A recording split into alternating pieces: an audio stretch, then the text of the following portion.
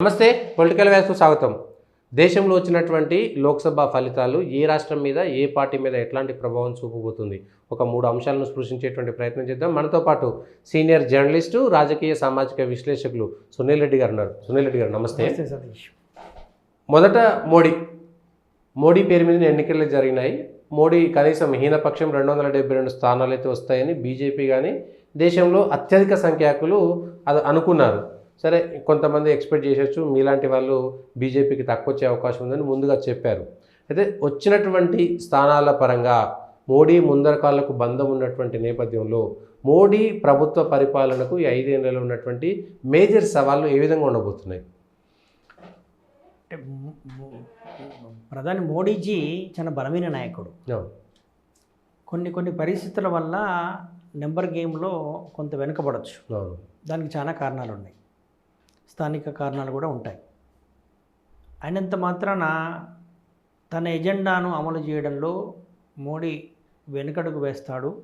సంకీర్ణ ప్రభుత్వం కాబట్టి కొంత ప్రతికూలతలు ఉంటాయి అనేటువంటి విశ్లేషణలు ఉన్నాయి. కానీ వాటిని అధిగమించేటువంటి శక్తి సామర్థ్యాలు మోడీజీకి ఉన్నాయనేటువంటిదే నా నమ్మకం.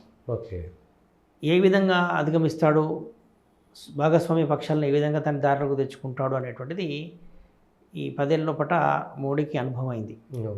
గత 15 ఏళ్ళు గుజరాత్ ముఖ్యమంత్రిగా పనిచేసినటువంటి అనుభవం, ఇప్పుడు 10 ఏళ్ళు దేశ ప్రధానిగా చేసినటువంటి అనుభవం, ప్రపంచవ్యాప్తంగా ఆయనకు ఉన్నటువంటి ఇమేజు. ఇంకోటి, ప్రత్యామ్నాయం ఎవరు, మోదీకి ప్రత్యామ్నాయం ఎవరు అనేటువంటిది ఇప్పటికీ లేదు. ప్రత్యర్థి శిబిరం లోపల ఎవరు అనేటువంటిది లేదు. ఈ నేపథ్యం లోపల భాగస్వామ్య పక్షాలు కూడా అలవికాని డిమాండ్లు పెట్టి ప్రభుత్వాన్ని ఇబ్బంది పెడతాయని నేనైతే అనుకోను. వాళ్ళు కూడా పరిస్థితులు తెలుసు కనుక రాజీ పడతారు, సర్దుకుపోతారు ఇప్పుడు ఉన్నటువంటి ప్రభుత్వంతో, మోదీ నాయకత్వంతో. ఇవాళ జరిగినటువంటి ఎన్డీఏ భాగస్వామ్య పక్షాల సమావేశంలో కూడా మనం చూసాం. నితీష్జీ ఏ విధంగా మోదీజీకి నమస్కారం చేయబోయారు, పాదాభివందనం చేయబోయారు, ఇవన్నీ కూడా చూసాం మనం. కొన్ని డిమాండ్లు ఏమైనా మా రాష్ట్రానికి కొంత ప్రయోజనాలు చేకూర్చండి అనేటువంటి డిమాండ్లు ఏమైనా పెడతారు, సహజమైనటువంటి. అటువంటివి అంతకు మించి ప్రభుత్వ ఎజెండాను శాసించేంతగా అటు టీడీపీ ఇటు జేడీయూ ఈ 2 పార్టీలు సాహసించకపోవచ్చు. ఓకే, సో అంత పెద్ద ప్రమాదం అయితే లేదు, సాహసించకపోవచ్చు వాళ్ళు. ఇప్పుడు మోడీజీ ముందున్నటువంటి ఎజెండా ఏంటి, కొన్ని హిందుత్వ ఎజెండాలు ఇంప్లిమెంట్ చేసుకుంటూ వచ్చారు. 2 దఫాలుగా 370 ఆర్టికల్ని రద్దు చేశారు, తర్వాత సిఏఏని ముందుకు తీసుకొచ్చారు, రామ జన్మభూమి మహిళా బిల్లు తీసుకొచ్చారు, ట్రిపుల్ తలాక్ రద్దు చేశారు. ఇప్పుడు ఉన్నటువంటివి యూనిఫామ్ సివిల్ కోడ్ ఉంది. యూనిఫామ్ సివిల్ కోడ్ అది రాజ్యాంగంలో ఉన్నటువంటిది. తర్వాత ఎన్ఆర్సీని, సిఏఏ ఇవన్నీ అమలు చేయడం అనేటువంటిది, పాపులేషన్ కంట్రోల్ బిల్ కూడా కీలకమైనటువంటిది. సో ఇవన్నీ తీసుకొచ్చేటువంటి ప్రయత్నం అయితే చేస్తారు. ఈ విషయాల లోపల కూడా పెద్దగా ఎవరికి వ్యతిరేకత ఉండకపోవచ్చు. ఈవెన్ పాపులేషన్ కంట్రోల్ బిల్లో కూడా వ్యతిరేకత ఉండకపోవచ్చు. ఇప్పుడు సమాజంలో చాలా చర్చ జరుగుతుంది. కొన్ని వర్గాలు ఫ్యామిలీ కంట్రోల్ చేసుకుంటూ పోతున్నాయి. ప్రత్యేకించి హిందువులు అయితేనేమో కుటుంబ నియంత్రణ పాటిస్తున్నారు, ముస్లింలు కుటుంబ నియంత్రణ పాటించట్లేదు. దాంతో ఆ వర్గం జనాభా పెరుగుతూ పోతుంది. 10 ఏళ్ళ తర్వాత, 20 ఏళ్ళ తర్వాత ఇవన్నీ కూడా అటువంటిది ఉంది. కాబట్టి ఉండాల్సిందే, పాపులేషన్ కంట్రోల్ బిల్లు ఉండాల్సిందే అనేటువంటి చర్చ ఎప్పటి నుంచో జరుగుతుంది.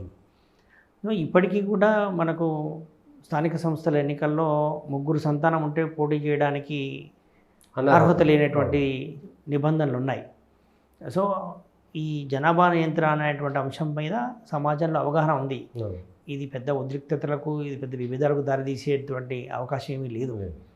స్థానిక సంస్థల లోపల 3 సంతానం ఉంటే పోటీ చేయడానికి వీలు లేదనేటువంటిది, అట్లా చాలామంది కూడా పోటీకి దూరమైనటువంటిది ఉంది.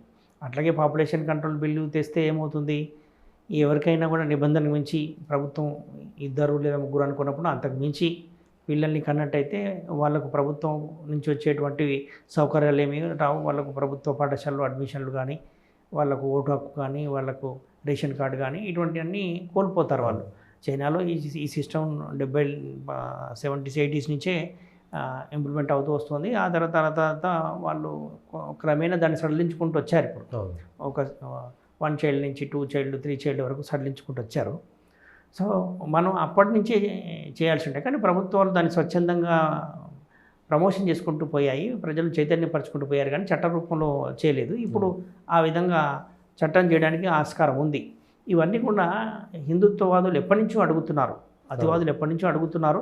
బీజేపీ విధానాలే కదా ఇవన్నీ, మీరు ఎందుకు అమలు చేయట్లేదు అనేటువంటిది ప్రశ్నిస్తూనే ఉన్నారు బీజేపీ నాయకత్వాన్ని. ఇప్పుడు ఈ దఫా పార్లమెంట్లో నెంబర్ గేమ్, పార్లమెంట్లో మద్దతు లేదు, పార్లమెంట్లో బలం లేదని చెప్పేసి వెనుకడుగు వేస్తారని అయితే నేనైతే అనుకోను. 10 ఏళ్ళు ప్రధానమంత్రిగా ఉన్నారు కాబట్టి ఇప్పుడు ఈ టర్మ్లో కూడా ఆయన చేయదగ్గటువంటి బీజేపీ ఎజెండాను పూర్తి స్థాయిలో అమలు చేస్తారు. ఈ రకంగా ప్రభుత్వం ఉంటుందా పోతుందా అనేటువంటి వాటికి వెళ్ళకపోవచ్చు. ఒకవేళ సాహసించి కనుక చేసినట్టయితే, ప్రభుత్వం పడిపోయినట్టయితే, మళ్ళీ మధ్యంతర ఎన్నికలకు పోయినట్టయితే ఆ హిందుత్వ ఎజెండాతోటి ఎక్కువ సీట్లు గెలవడానికి ఆస్కారం ఉంది అనేటువంటి ఒక చర్చ కూడా జరుగుతోంది. సో ఈ రకంగా మళ్ళీ ఎన్నికలు జరిగితే అప్పుడు పోలరైజేషన్ హిందుత్వం వస్తుంది అనేటువంటిది ఒక చర్చ జరుగుతోంది. సో ఇది హిందుత్వకు సంబంధించినటువంటి ఎజెండా. ఇవి కాకుండా ఇంకా పబ్లిక్ ఇష్యూస్, రైతుల సమస్యలు ప్రధానంగా ఈ ప్రభుత్వం ఎక్కడ వ్యతిరేకతను ఎదుర్కొంది అంటే నిరుద్యోగ సమస్య, రైతుల సమస్య, ఇలాంటి అంశాలను మాత్రం అడ్రస్ చేయాల్సి ఉంటుంది. ఆ సెక్షన్స్ను పిలిచి మాట్లాడి వాళ్ళకి అనుకూలంగా ఉండేటువంటి విధానాలను రూపొందించాల్సిన అవసరం ఉంటుంది. రైతు సమస్యలు పరిష్కరించాల్సి ఉంటుంది. అట్లాగే నిరుద్యోగ సమస్యను పరిష్కరించడానికి, ఉపాధి అవకాశాలు కల్పించడానికి ఏ విధానాలు అయితే అవసరించాలో వాటిని రూపొందించాల్సి ఉంటుంది. ఇవైతే challenges before the Modiji government. Okay, ఏ అంశాలు మోడీకి 272 స్థానాలు రాకపోవడానికి, ఒక 4-5 రాష్ట్రాల్లో ఈ ప్రభావం ఎక్కువగా కనపడింది. ఒకటి రాజస్థాన్, ఒకటి ఉత్తరప్రదేశ్, మహారాష్ట్ర, బీహార్ మేజర్గా అనుకుంటే ఈ కొంత కర్ణాటక అనుకోవచ్చు. కర్ణాటకలో కాంగ్రెస్ అధికారులు ఉంది కాబట్టి సహజంగా తగ్గింది అనుకోవచ్చు. కానీ ఏ అంశాలు అంటే ఎవ్వరు కూడా, శత్రువులు కూడా నరేంద్ర మోడీ అవినీతి చేసినట్టు ఒప్పుకోడు, నరేంద్ర మోడీ దాచుకోలేదు అనేటువంటి క్లారిటీ ఉంది. ఆయన దేశం కోసం తప్ప ఇంకొకటి పని లేదు. కేవలం అంబానీ, అదానీ అనేటువంటి అంశం మాత్రమే ఈ సీట్లు తగ్గడానికి కారణం అంటారా? లేదు 10 ఏళ్ల తర్వాత ఇన్ని సీట్లు రావడం కూడా గొప్పే కదా, ఆయన చరిష్మా అని అనుకోవచ్చా? ఎట్లా అనొచ్చు? అట్లే అంటే కిసాన్ బెల్ట్ ప్రధానంగా ఉత్తరప్రదేశ్, పంజాబ్, హర్యానా కిసాన్ బెల్ట్ కొంత దెబ్బతీసింది. రైతులు ఆ 3 రాష్ట్రాలే కదా, మొత్తం రాష్ట్రం అది వేరు. అక్కడ ఉన్నటువంటి పరిస్థితులు వేరు. అక్కడ కొంత రైతులు ఉద్యమాలు చేశారు. ఓకే. ఇంకొకటి ఉత్తరప్రదేశ్లో ఏమైంది అంటే ఉమ్మడి అభ్యర్థిని పెట్టారు. అంటే 1-to-1 ఎలక్షన్ జరగాలని చెప్పేసి ఇండి బ్లాక్ ఉమ్మడి అభ్యర్థిని, అయితే బీఎస్పీ లేకపోయినప్పటికీ కూడా బీజేపీకి ప్రత్యామ్నాయంగా బలంగా కాంగ్రెస్, సమాజ్వాదీ పార్టీలు కలిసి ఉమ్మడి అభ్యర్థిని పెట్టడం వల్ల కొంత 1-to-1 ఎలక్షన్ జరిగింది. బీఎస్పీ రేస్లోనే లేకుండా పోయింది. దాంతో ఇక్కడ కొంత పోలరైజేషన్ జరిగింది. యాంటీ బీజేపీ ఓటు పోలరైజేషన్ జరగడం వల్ల వాళ్ళు గెలిచారు. దీంతోపాటు అక్కడ రైతు సమస్యలను కొంత రైతులు వ్యతిరేకంగా ఉన్నారు అని చెప్పేసి బీజేపీ నాయకత్వం గ్రహించే చరణ్ సింగ్కు భారతరత్న ఇవ్వడానికి ప్రధాన కారణం జాట్ వర్గం అంతా కూడా వ్యతిరేకంగా ఉంది. జాట్లంతా రైతు వర్గమే కాబట్టి, చరణ్ సింగ్ జాట్ కాబట్టి అని చెప్పేసి ఆయనకు భారతరత్న ఇవ్వడానికి కారణము ఆర్ఎల్డీని కూటమిలోకి తీసుకోవడము, ఎన్డీఏ కూటమిలోకి కర్పూరి ఠాకూర్ కూడా ఇచ్చారు, బీహార్లో కర్పూరి ఠాకూర్కి ఇవ్వడము, ఇవన్నీ కూడా కొంత ఎలక్షన్ ఓరియంటెడ్ డిసిషన్సే. అవి బయటికి కనపడకపోయినా అవి రాజకీయపరమైనటువంటి నిర్ణయాలే.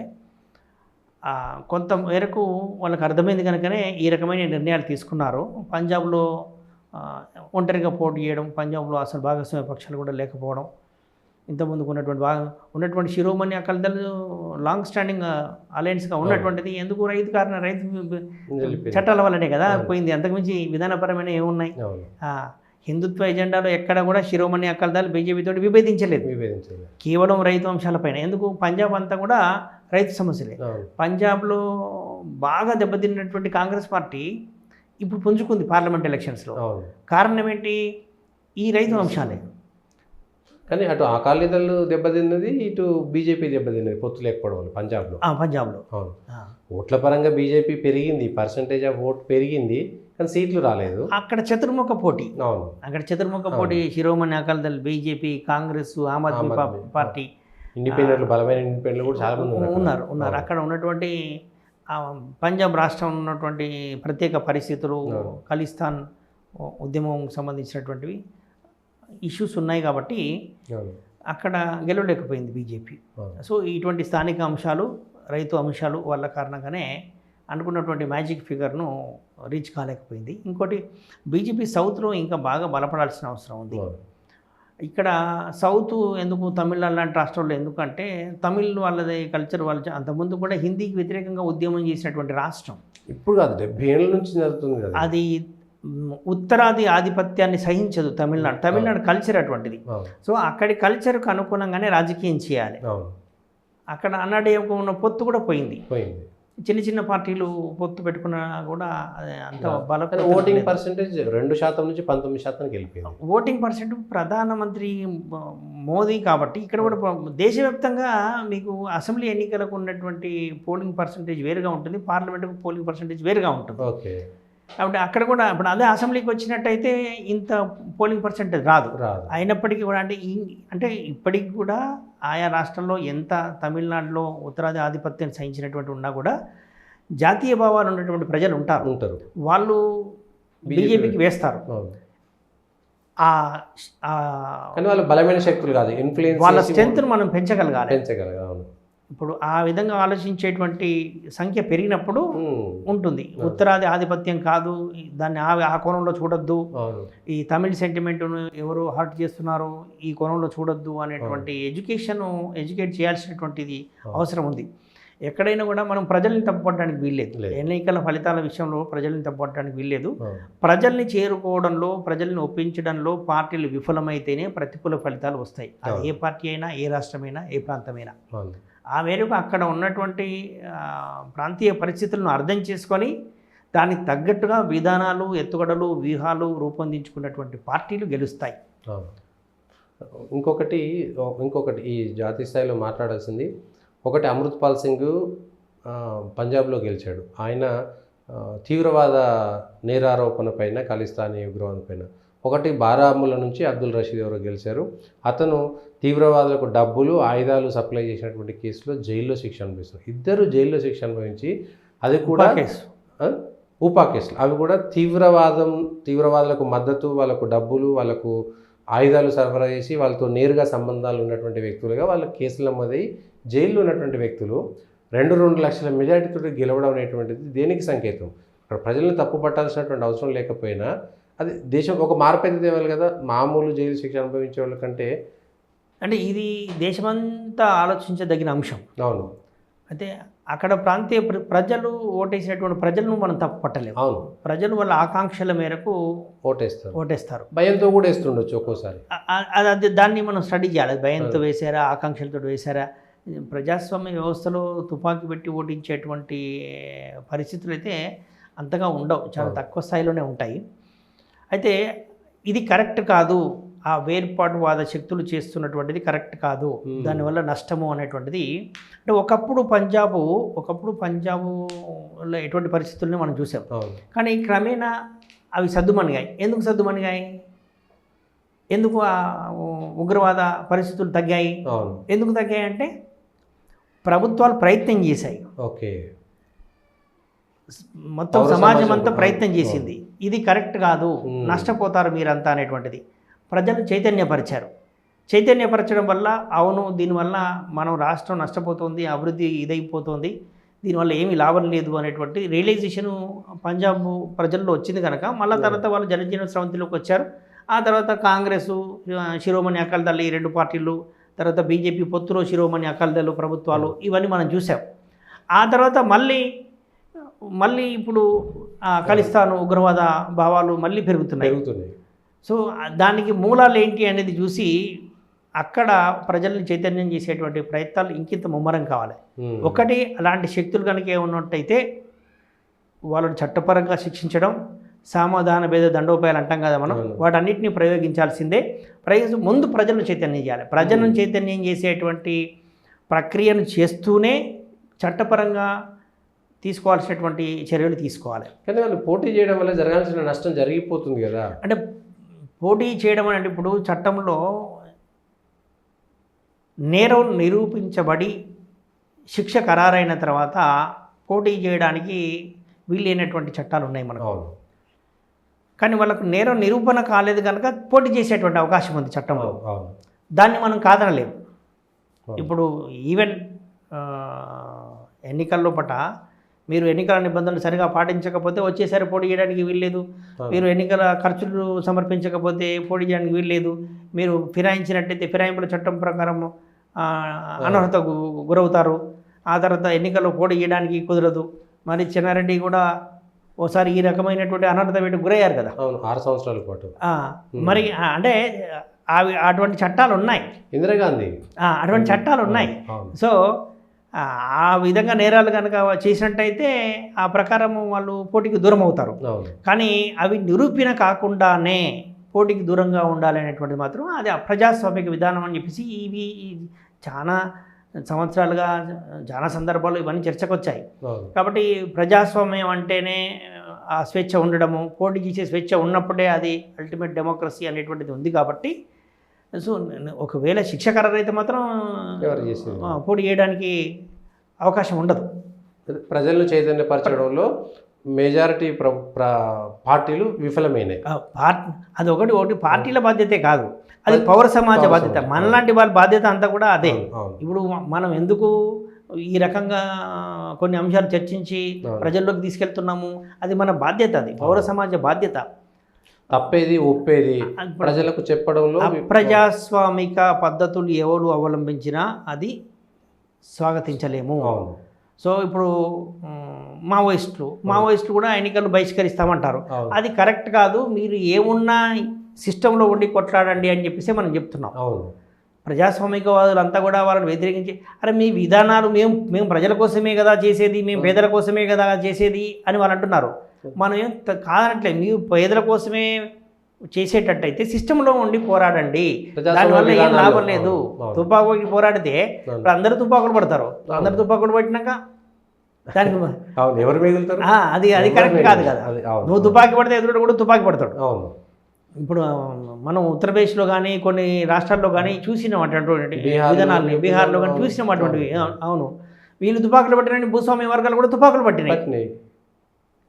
భూస్వామ్య వర్గాలు తప్పులు చేసినట్టయితే విత్ ఇన్ ది సిస్టమ్ మీరు ఫైట్ చేసి వాళ్ళను తప్పుల్ని నిరూపించి శిక్షించి చేసేటువంటి, అంటే బలమైపోయింది భూస్వాములు బలంగా ఉన్నారు అనేటువంటిది సరే కొన్ని సందర్భాల్లో ఉండొచ్చు. కానీ వాటన్నిటినీ సవాళ్ళు లేకుండా ఏ వ్యవస్థ ఉండదు, అవరోధాలు లేకుండా ఏ వ్యవస్థ ఉండదు. సవాళ్ళను అవరోధాలను అధిగమిస్తూ ప్రజాస్వామిక పద్ధతిలో వ్యవహరించడం అనేటువంటిదే చేయాల్సింది. ప్రజాస్వామిక వాదులుగా మనమందరం కోరుకునేది కూడా అదే. ఇంకొకటి అది మోడీ సవాళ్ళు. మోడీ దాదాపుగా మీరు చెప్పిన దాని ప్రకారం మోడీకి పెద్ద ఇది అబ్స్టకల్స్ అయితే కావు. అధిగమించేటువంటి శక్తి సామర్థ్యాలు మోదీకి ఉన్నాయి. మోదీ బలమైన నాయకుడు, నిరూపితమైంది. ఇప్పుడు మోదీకి మనం ఏమి బదిలీ చేయాల్సిన అవసరం లేదు. 10 సంవత్సరాల నుంచి నిరూపితమైంది అది నిరూపితమైంది కనుకనే తెలుసు. కాబట్టి అది వీళ్ళు ఎవరు చేయలేరు. అజెండా ఇంప్లిమెంటేషన్లో ఆయనకు పెద్ద అవరోధాలు ఎక్కువ రాకపోవచ్చు, 1-2 వచ్చినా అధిగమిస్తాడు. టీడీపీ కూడా 99లో బీజేపీతో పొత్తు పెట్టుకుంది. 2004లో ఓడిపోయిన తర్వాత దూరం అయిపోయారు, దూషించింది బీజేపీతో. ఇక నేను మళ్ళీ పెట్టుకోను అన్నది.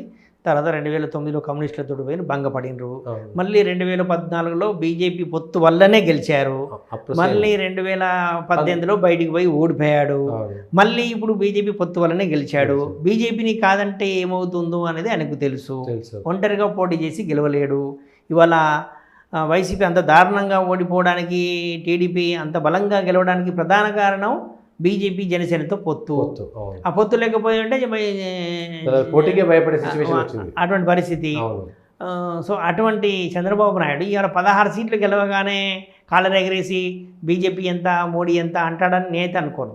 ఎందుకంటే అనుభవాలు, పక్కకు పోవడం వల్ల వచ్చినటువంటి అనుభవాలు.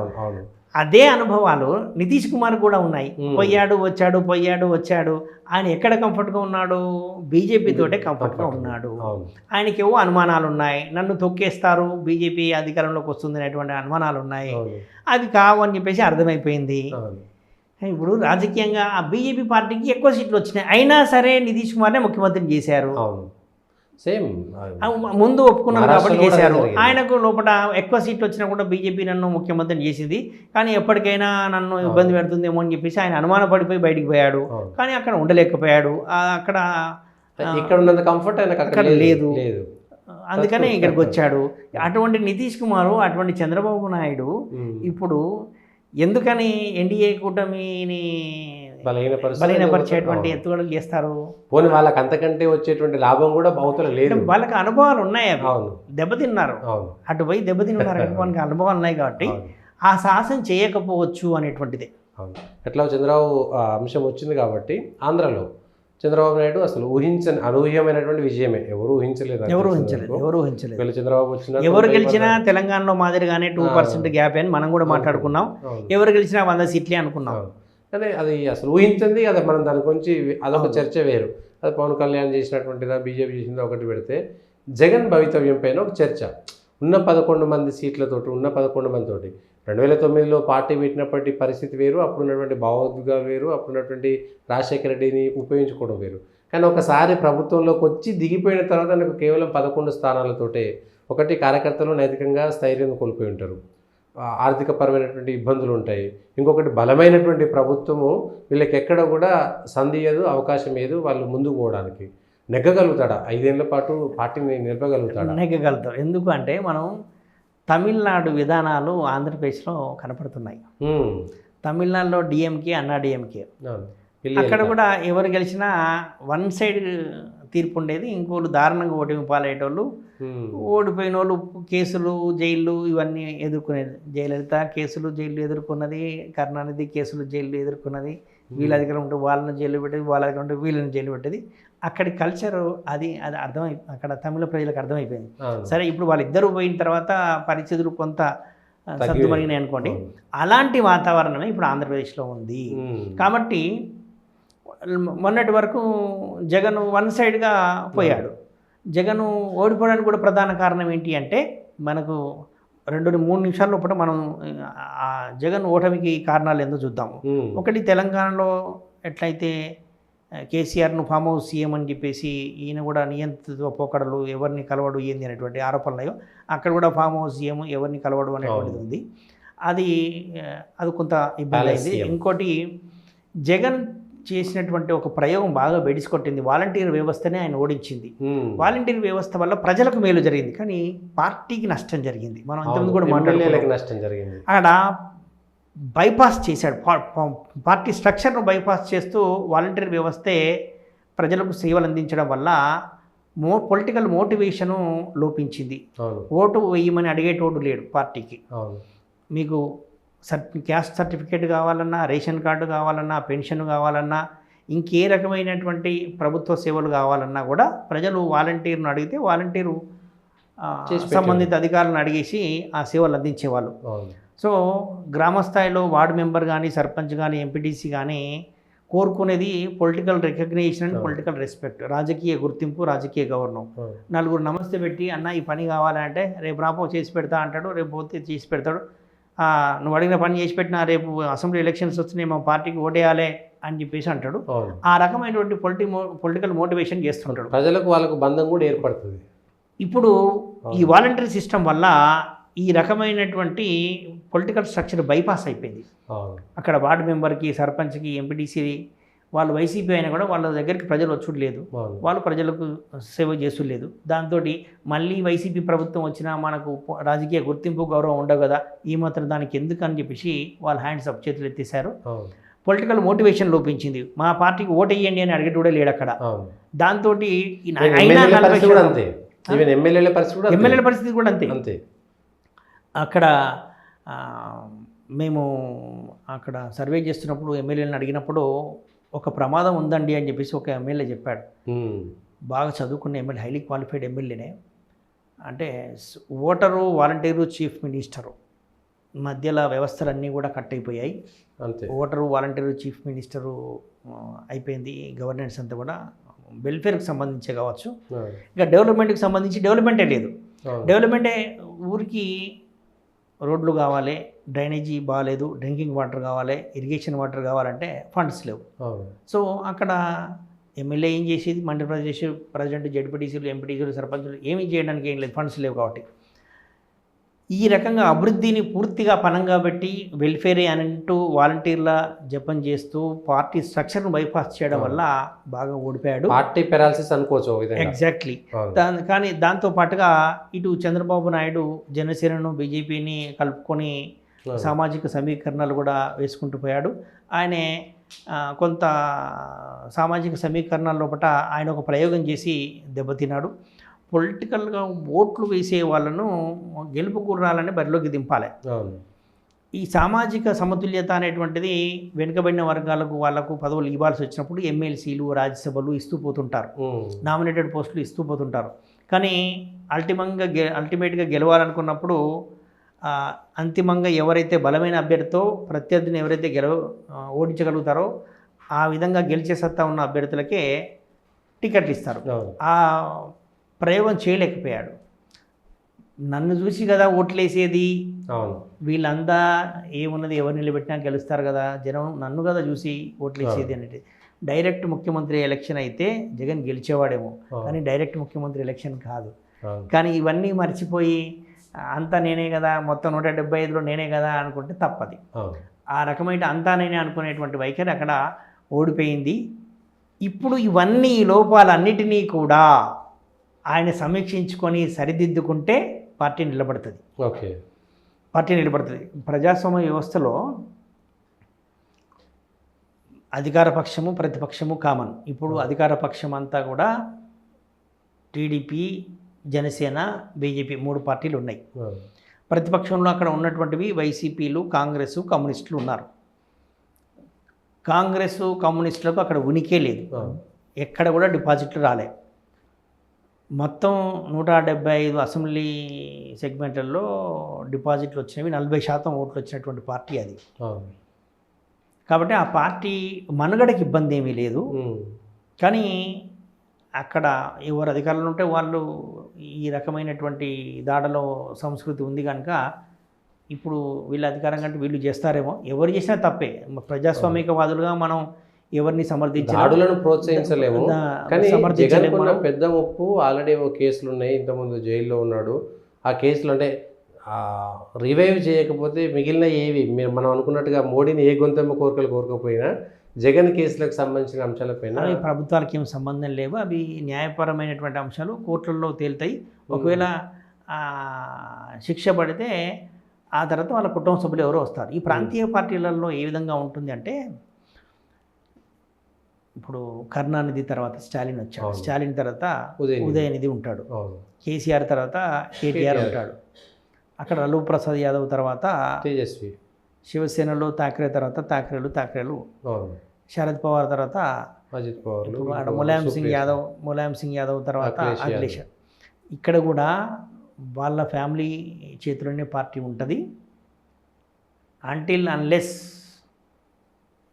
అక్కడ ఆంధ్రప్రదేశ్లో కాంగ్రెస్ మీద కోపం పోనంతవరకు కాంగ్రెస్ రివైవ్ అయ్యేటువంటి పరిస్థితులు ఇప్పట్లో లేవు.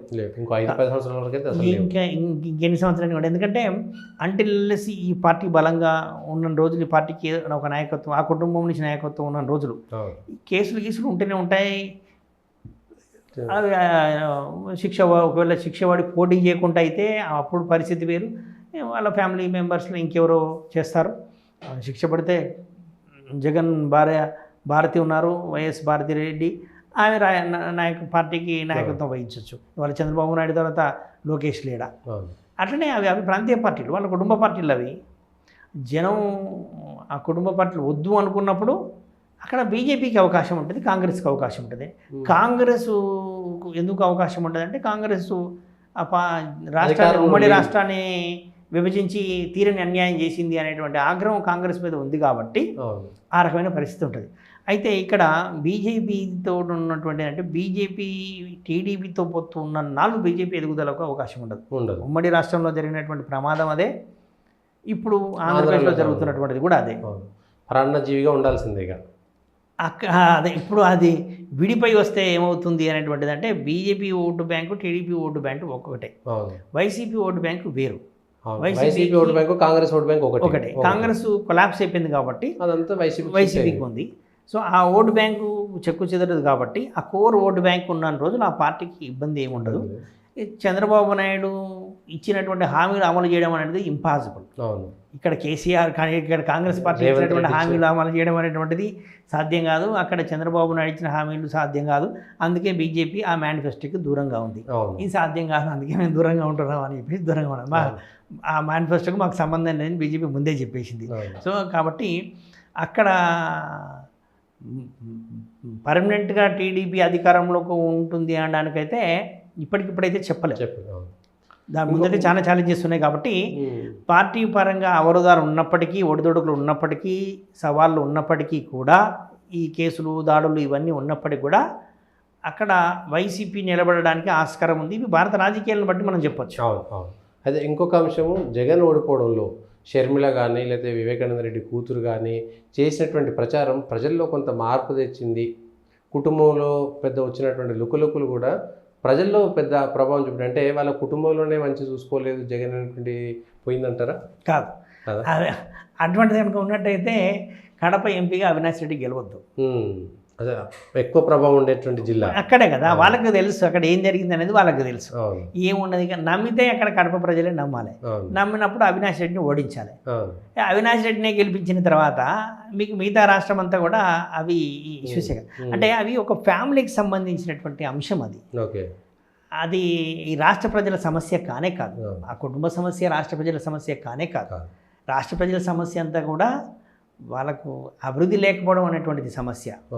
సంక్షేమ పథకాలు అందుతున్నాయి సరే, కానీ అభివృద్ధి పరిస్థితి ఏంటి అనేటువంటిది ప్రధానమైనటువంటి ఎమ్మెల్యేని కలవకపోవడం, సేమ్ కేసీఆర్ అదే ప్రధానమైనటువంటి అంశం. అక్కడ పొలిటికల్ రాజా అయితే అదే ఆరోపించాడు.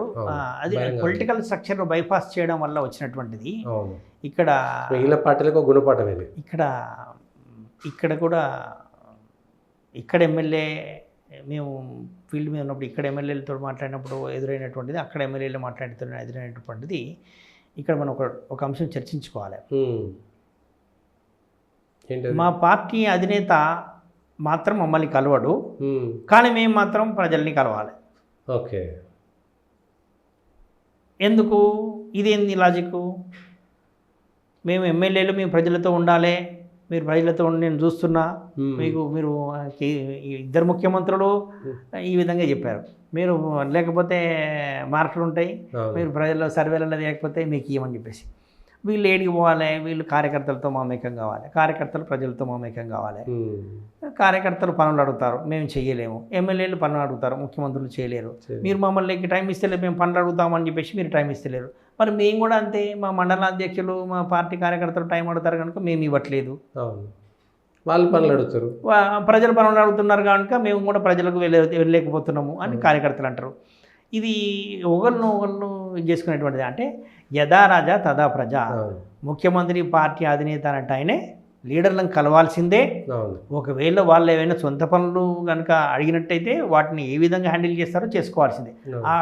ఆయన కలవకుండా నేను మాత్రం మిమ్మల్ని కలవండి, మీరు మాత్రం మీ కింది స్థాయి నాయకుల్ని కలవండి, వాళ్ళు కూడా కింది స్థాయి ప్రజల్ని కలవండి అని అంటే ఇది సాధ్యం కాదు. సో అది జరిగింది అదే, అక్కడైనా జరిగింది అదే. ఇద్దరు సరే, ఇక్కడ ఒక వెసులుబాటు ఏంటి అంటే కేసీఆర్ను కలవడానికి సాధ్యం కాకపోతే కేటీఆర్ ఉండేవాడు, కేటీఆర్ కూరకపోతే హరీష్ రావు కాకపోతే కవిత, ఎవరెవరో ఉండేవాళ్ళు. ఇక్కడ వెంటిలేషన్కి కొంత స్కోప్ ఉంది, కానీ అక్కడ 1 to 10 అంతేసరికి అక్కడ వెంటిలేషన్ లేకుండా పోవడంతో ఆ పొలిటికల్ స్ట్రక్చర్ బాగా దెబ్బతిన్నది.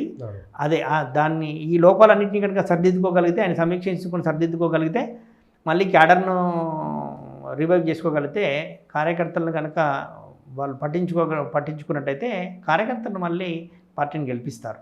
ఓకే, సరే, అది చంద్రబాబు కూడా మాట్లాడుకున్నాం. కానీ గవర్నమెంట్ వచ్చింది 2 years, దాని గురించి ఏం స్పందించాల్సిన అవసరం లేదు. తెలంగాణకు వచ్చేసరికి తెలంగాణలో 3 పార్టీల విచిత్రమైనటువంటిది. ఆంధ్రాలో ఉన్నట్టుగా 2 పార్టీల వ్యవస్థ కాకుండా ఇక్కడ బీజేపీ అనుయంగా రావడము, కాంగ్రెస్కు ప్రత్యామ్నాయం కావడము, బీఆర్ఎస్ జీరో కావడము, రాజకీయ పరిణామాలు చకచక మారిపోయినాయి. బీజేపీ కూడా అనూహ్యమైనటువంటి ఫలితాలు అవి కూడా. సో బీఆర్ఎస్కు ఉన్నటువంటి సవాళ్ళు ఏంటిది? కేసీఆర్ ఏం చేయగలుగుతాడు? పాపం కాళ్ళు తిరిగినా కష్టపడి జనంలోకి బస్ యాత్రలోకి వెళ్ళిండు, జనాలు కనబడ్డారు కానీ ఓట్లు వల్లేదు.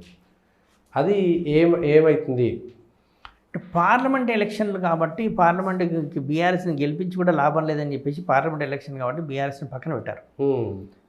16.7% వచ్చాయి ఆ పార్టీకి ఓట్లు. అంటే డిపాజిట్లు వచ్చాయి. 9 చోట్ల డిపాజిట్లు పోయినాయి. 7 చోట్ల పోయినాయి పార్టీకి. 7 చోట్ల డిపాజిట్లు పోయినాయి. 9 చోట్ల డిపాజిట్లు వచ్చినాయి.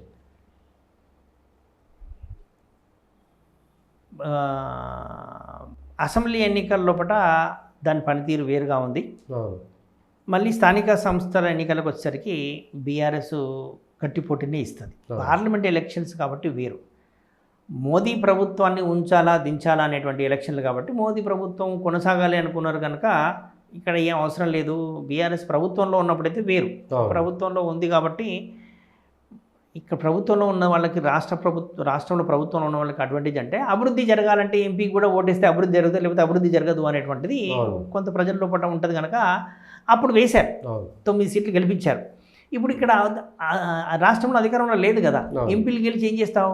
నీకు బీజేపీతో పొత్తుంటే ఉండేది లేదు, నువ్వు ఎవరితో పొత్తు లేదు, నువ్వు ఇండిపెండెంట్గా గెలిచి చేసేది ఏముంటుంది అక్కడ అని చెప్పేసి ఓట్లు వేయలేదు. కానీ అదే అసెంబ్లీకి కానీ స్థానిక సంస్థలకు కానీ రేపు సర్పంచులు, ఎంపీటీసీలు, జెడ్పీటీసీలకు వస్తే ఆ పార్టీ బలంగానే ఉంటుంది.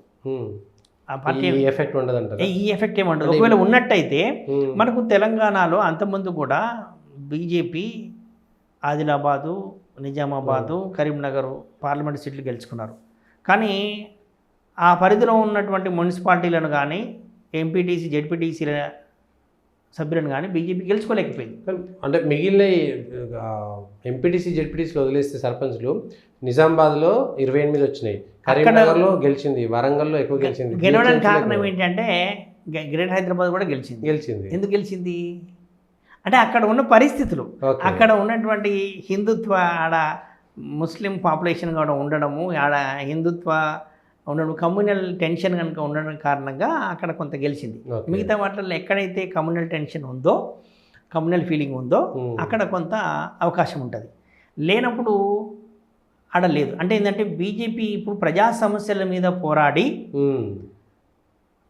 ఆ క్షేత్రస్థాయిలో కనుక నిలబడగలిగితే ఈ రాష్ట్రంలో ట్రయాంగిల్ ఫైట్కు స్కోప్ ఉంటుంది. స్థానిక సంస్థల్లో కూడా మహారాష్ట్రలో చతుర్ముఖ పోటీ 4 పార్టీలు ఉండేవి. శివసేన అంటే సరే ఇప్పుడంటే శివసేన 2 ముక్కలైంది, ఎన్సీపీ 2 ముక్కలైంది. కానీ అంతకుముందుకు శివసేన, ఎన్సీపీ, కాంగ్రెస్, బీజేపీ ఈ 4 పార్టీలు కూడా అసెంబ్లీ ఎన్నికల్లో విడివిడిగా పోటీ చేసినటువంటి సందర్భాలు కూడా ఉన్నాయి. పార్లమెంట్ ఎన్నికల్లో విడివిడిగా పోటీ చేసిన సందర్భాలు కూడా ఉన్నాయి. 25 ఏళ్ళుగా అక్కడ ఈ 4 పార్టీలు ఉన్నాయి. అక్కడ చతుర్ముఖ పోటీ. మనం మొన్న ఎలక్షన్స్ ముందు వరకు కూడా కర్ణాటకలో బీజేపీ, కాంగ్రెస్, జేడీఎస్ ట్రయాంగిల్ ఫైట్ని చూసాం. సో ఇక ముందు తెలంగాణలో ఆ ముక్కోనపు పోటీ ఉండబోతోంది. ఎంతో కొంత ప్రభావం ఖచ్చితంగా ముక్కోనపు పోటీ ఉంటుంది. ఒక ఎలక్షన్ 2 ఎలక్షన్ల వేడికైనా ఒక ఎలక్షన్, కనీసం ఒక ఎలక్షన్ వరకైనా ఈ ముక్కోనపు పోటీ ఉంటుంది. ఇప్పుడు 38 మంది ఎమ్మెల్యేలు ఉన్నారు ఆ పార్టీకి. అంటే 35 అయ్యారు ఇప్పుడు. 35 అయ్యారు. ఇంకొద్ది మంది కూడా పోతారు కావచ్చు. ఆయన ఆ పార్టీకి 35% మించి ఓట్లు వచ్చినాయి అసెంబ్లీలో. బలమైన క్యాడర్ ఉంది, ఇప్పటికి కూడా బలమైన క్యాడర్ ఉంది. పార్టీ నిర్మాణం జరగలేదు కానీ క్యాడర్ ఉంది. సో అంత ఈజీగా పార్టీ కొలాప్స్ కాదు. ఇంకో ఎలక్షన్ ఫేస్ చేస్తుంది. ఆ ఎలక్షన్ తర్వాత కొలాప్స్ కావడానికి ఉంటుంది. వాళ్ళు నిలబడకపోతే, ఇప్పుడు కనుక పోరాడకపోతే ప్రజా సమస్యల మీద పోరాటం చేసిన ప్రజల ఆదరణ పొందలేకపోతే ఆ పార్టీ కొలాప్స్ అవుతుంది. కానీ వచ్చే ఎన్నికల వరకు మాత్రం తెలంగాణలో ముక్కోను పోటీ ఉండడానికి ఆస్కారం ఉంటుంది. ఇప్పటికీ బీజేపీ క్షేత్రస్థాయిలో బలహీనంగా ఉంది. మీకు పార్లమెంటు స్థాయిలో బీజేపీ 8 సీట్లు గెలిచినా అసెంబ్లీలో 8 సీట్ల వరకే గెలిచింది. అసెంబ్లీలో ఆ 2 పార్టీలతోటి పోటీ ఇవ్వలేకపోయింది. కొన్ని చోట్ల మాత్రమే ఇవ్వగలిగింది. ముక్కోనపు పోటీ కొన్ని చోట్ల మాత్రమే ఉంది. 30-40 సీట్లకు మించి ముక్కోనపు పోటీ లేదు. 119 సీట్లకు ముక్కోన పోటీ వచ్చేట్టుగా వచ్చే ఎన్నికల వరకు బీజేపీ ఎదగగలగాలి. అవును. అప్పుడు ట్రయాంగిల్ ఫైట్లో ఎవరైనా అధికారంలోకి రావచ్చు. సో బీజేపీ ఇప్పటి వరకు పరిపాలించలేదు ఈ రాష్ట్రాన్ని కాబట్టి అప్పుడు బీజేపీకి ఒక ఛాన్స్ ఇవ్వండి అని అంటే బీఆర్ఎస్ అవినీతి, కాంగ్రెస్ కూడా ఇప్పటికే అవినీతి ఆరోపణలు వచ్చేస్తున్నాయి.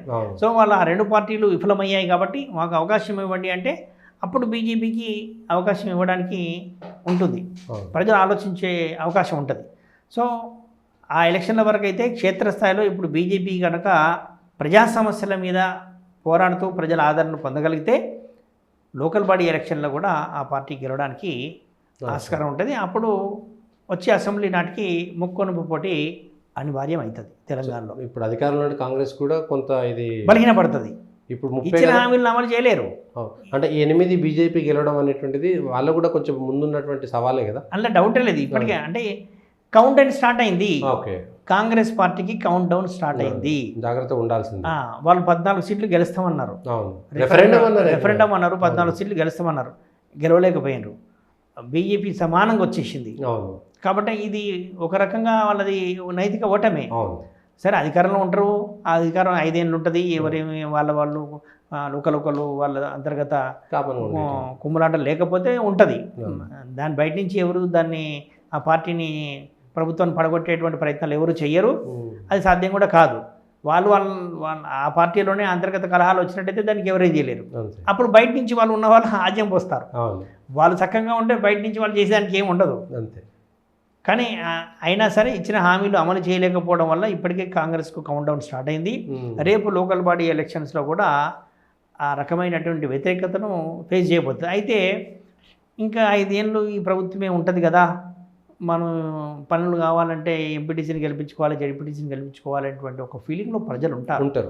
కాబట్టి ఈ స్థానిక సంస్థల ఎన్నికలు ఎప్పటికైనా రాష్ట్రంలో అధికారం ఉన్న పార్టీకి అడ్వాంటేజ్. అందుకే వాళ్ళు కూడా ఈ ఆగస్టు 15 దాకా పెట్టే పరిస్థితులు కనబడతలేవు. అంటే ఇప్పుడు మాఫీ ఏదో చేస్తాం, అప్పటిదాకా వెయిట్ చేద్దాం. సర్పంచ్ ఎన్నికలకు కనుక ఎన్నికలు పెట్టకపోతే కేంద్రం నుంచి ఫండ్స్ రావు. అక్కడ మీకు సర్పంచ్లు ఉంటేనే, ఎన్నికైనటువంటి స్థానిక ప్రభుత్వాలు ఉంటేనే కేంద్రం వాటికి ఫండింగ్ చేస్తుంది. మీరు అధికారులతోటి పాలన, స్పెషల్ ఆఫీసర్లతోటి పాలన చేస్తే కేంద్ర ప్రభుత్వం వాటికి ఫండింగ్ ఇవ్వదు. ఆ ఫండింగ్ ఇవ్వకపోతే రాష్ట్ర ప్రభుత్వమే ఇవ్వాల్సి వస్తుంది, అది రాష్ట్ర ప్రభుత్వానికి బర్డెన్ అవుతుంది. కాబట్టి అనివార్యంగా స్థానిక సంస్థల ఎన్నికలు, గ్రామ పంచాయతీ ఎన్నికలు నిర్వహించడం ఈ రాష్ట్ర ప్రభుత్వానికి తప్పదు. ఓకే, అదొక కంపల్షన్ సిచ్యువేషన్. తప్పదు. తద్వారా ఈ 1-2 నెలలు అది కూడా జరిగేటువంటి అవకాశం కనబడుతుంది. వాళ్ళు జరపాల్సిందే. ఆర్థిక భారం దృష్ట్యానైనా జరపాల్సిందే. ఒకవేళ ఆర్థిక భారం లేకపోయి ఉంటే కొంచెం లాగిన్ చేసేవాళ్ళు. కోర్టు కూడా ఒప్పుకో, ఎందుకు పెట్టారు, కోర్టు పెట్టాల్సిందే అని చెప్పేసి అడుగుతాయి. ఎవరెవరు కోర్టు పోతారు, కోర్టు పోయినప్పుడు కోర్టులో మీరు ఎందుకు పెడతలేరు, పెట్టాల్సిందే అని చెప్పేసి ఆదేశిస్తుంది. కోర్టు తీర్పులను ప్రభుత్వాలు అమలు చేయాల్సినటువంటిది అనివార్య పరిస్థితి. సో ఇది తెలంగాణకు సంబంధించినటువంటి రాజకీయంలో మాత్రం 3 పార్టీల బలాబలాల దృష్టిలో త్రిముఖ పోటీకి తెలంగాణలో వచ్చింది ఇప్పటికున్న సిచ్యువేషన్ ప్రకారం. త్రిముఖ పోటీ వైపు తెలంగాణ రాజకీయాలు పయనిస్తున్నాయి. అదే బీజేపీ వాడుకుంటే వాళ్లకు వాడుకున్నట్టు, టీఆర్ఎస్ రివైవ్ అయి పోరాటం చేస్తే వాళ్ళ వైపు వస్తుంది. కాంగ్రెస్ ఇప్పటికైనా సర్దుకొని వాళ్ళు నిలబెట్టుకోగలిగితే తప్ప. ఈ 2 పార్టీలకు మైనస్లు ఉన్నాయి, బీజేపీకి మైనస్లు లేవు. ఓకే, అవునవును, వాళ్ళు ఆల్రెడీ ఇద్దరు పరిపాలించారు కాబట్టి కొన్ని మైనస్లు ఉన్నాయి. అంటే కేంద్రంలో ప్రభుత్వం ఉండడం అనేటువంటిదే కొంత అడ్వాంటేజ్ అవుతుంది, కానీ అది పెద్ద డిసడ్వాంటేజ్ కాదు. ఇప్పటి వరకు ఈ రాష్ట్రంలో బీజేపీ అధికారంలో రాలేదు కాబట్టి ఒక్క అవకాశం ఏంటి, వాళ్ళు తప్పులు చేయలేదు కదా, అధికారం ఇస్తే తప్పులు చేస్తారు. బీఆర్ఎస్ నువ్వు కార్యాచరణ గట్టి కథం చేసినావు, నువ్వు అన్ని అప్పులు చేసినావు, నువ్వు ఏం చేయలేకపోయినావు అని చెప్పేసి మళ్ళీ నీకు అధికారం ఇస్తే మళ్ళీ అవే అప్పులు అవినీతి చేస్తావని చెప్పేసి జనం అంటారు. కాంగ్రెస్ కూడా మీరు ఇచ్చిన హామీలు అమలు చేయలేదు, ఇప్పటికీ అవినీతి మొదలైంది అని అంటారు. ఇంకా తర్వాత ఏమొస్తాయో తెలియదు. సో ఇవి రెంటికి ఉంటుంది, ప్రజలు చూశారు, వాళ్ళ పాలన చూశారు కాబట్టి ఇక చాలది అనుకునేటువంటి అవకాశం ఉంటుంది. కనుక ఇప్పటివరకు అధికారం రాలేదు కాబట్టి బీజేపీకి అడ్వాంటేజ్. ఒక అవకాశం ఇవ్వండి అంటే ప్రజలు కనుకరించడానికి స్కోప్ ఉంది. ఓకే, ఇది ఓవరాల్గా ఇటు మోడీ ముందు ఉన్నటువంటి సవాళ్ళు కానీ, అటు జగన్ ముందు ఉన్నటువంటి సవాళ్ళు కానీ, ఇటు తెలంగాణలో ఉన్నటువంటి రాజకీయమైనటువంటి ఒక విచిత్ర పరిస్థితికి సంబంధించినటువంటి విశ్లేషణ.